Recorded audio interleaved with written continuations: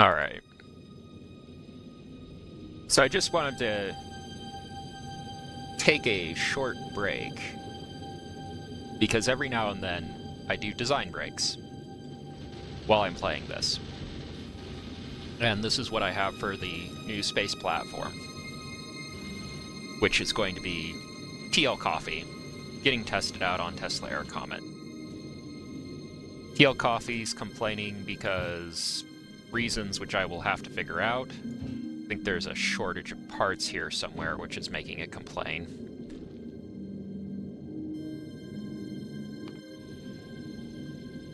You'll notice that my little brick, Ryan, has not had any alerts. It's already gone through a testing process where I'm going to send these things flying at a certain speed, and if I don't like what I'm seeing, I slow them down. If they don't go fast enough, then I start again.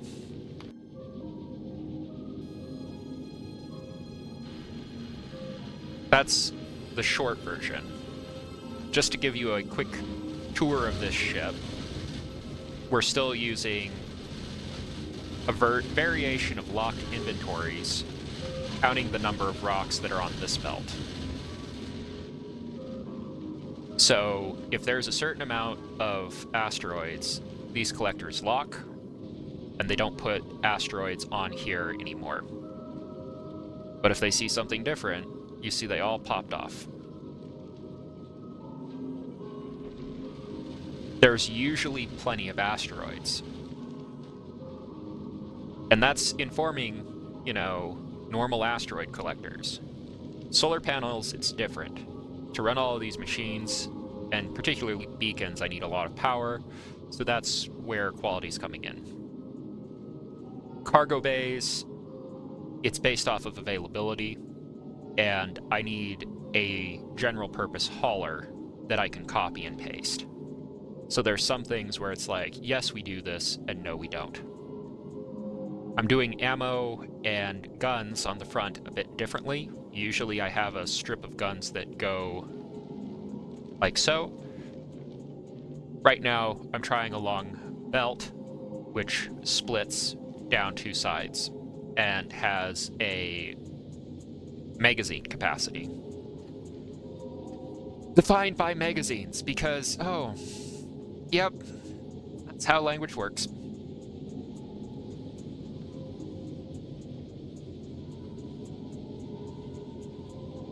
Now, in terms of fueling, that's being done by really fast variations of the chemical plants. For the speed, I have this governed to, so that it's not taking hits. That's fine. Can I make it go faster? Maybe, but it will probably burn out on fuel. Using two thrusters makes these more efficient, I believe. So you can see there's a thrust curve and a fluid usage curve. So if I use, say, 1 at 50% filled,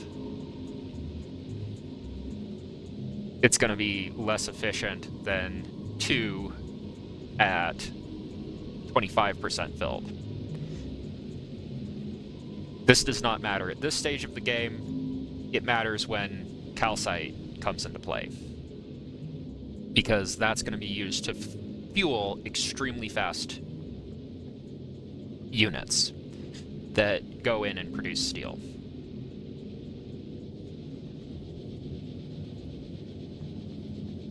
That's also why there's speed in here right now. If it doesn't matter, it doesn't matter. What I ran into on that front too was that these furnaces had to be redesigned to follow this specific spec, because I can get nearly a full belt out of this design, right? But if I use productivity or anything like that, I'm dropping the amount of iron that I can produce on a deck at a given time. The other thing that I ran into was I can't make enough steel. And is there a fix? You can look at this hole and you can see this little like drop of empty space here. And the conclusion is like, yeah, sure, there's a fix. Get a bigger ship. And it's easy to look over at the rare and uncommon stuff and get entirely frustrated because you've got this new spec which cuts things by 1.5 times. That's great. There's going to be a minimum amount of space that you need to use on one of these ships. So, just to put a marker in the map for where you have to watch out for that frustration, we're using 2,800 Space Platform Foundation. Right? And these parts. Are there other solutions to this problem? Sure. You replace all of these with a fusion reactor. Maybe even a nuclear reactor could do it. Take the solar out, put in a better power system that uses finite power. Consequences, it's not going to have an infinite duration of flight, and I need to start launching supplies up at a stage where I can't afford to do that. I've seen a Prometheum ship that uses normal parts, which is slightly heavier than this, but not by very much. Once you get a fusion reactor going, you can do a lot. But you're going to be doing that on beacons. And that just makes that not economical at this time. So that's what went into this ship. There's an idea that I could use the steel to grow the ship once I have the correct research, which is advanced asteroid processing. So at that time, I should be able to send up 1.66 iron, turn that into a couple of pieces of copper cable, and then put that into the foundation box, in theory. In practice, this probably needs to double in size. And when you look at the cost of this box, we're talking 20 steel plates.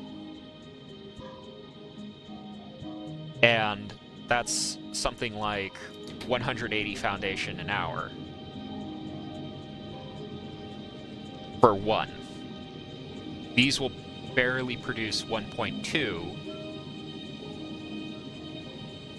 So I need approximately 20 hours to make this design grow based off of that budget. That's not economically viable on one platform. This box is probably going to end up getting removed even. Doesn't even work at all. I kind of forgot about it. So that's something where these frustrations come, and maybe I take a vent session and I leave it on the cutting room floor, come back a week later, and then talk about what I ran into on this particular run. Because that's the challenge of working with this system right now. Hopefully, once I get more foundation on a platform, there's more positive things to say, because I do recall at some time during the filming, I look over at this build and I say, well, this is saving me down here. And you can't have it both ways, right? Is it necessary? I've done one of these runs in 94 hours where I used all normal stuff. No. Is it helpful? I'm spending as much time learning this system as I am doing a normal run. So when I do another run, and I have, with a better selection of modules, it's at 94 hours too. Does it change due to running structure?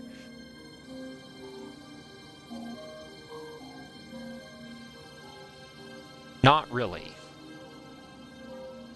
What you get into is a really frustrating situation where, because of the resource shortages or bottlenecks an area causes, or a peculiarity of this system, you can end up being frustrated with the planet and blaming that.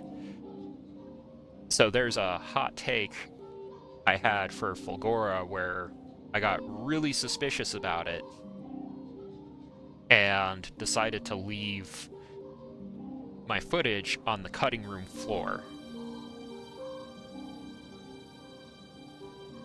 because of that. And when we say my footage, we're talking about footage for an entire run. And I'm like,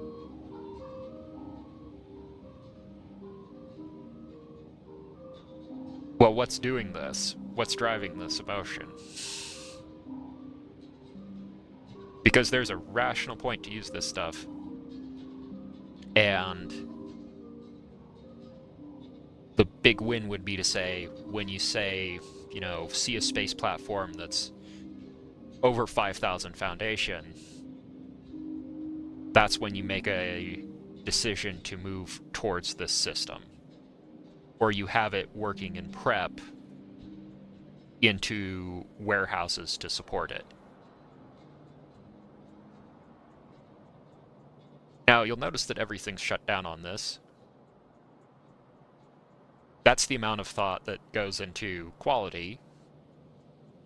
We've been here for about 10 minutes on one ship design. Normal Factorio is more like, oh, I didn't realize this fed into automation science.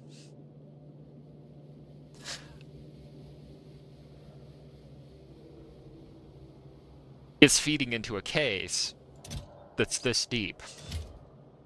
Let's see if that's broken.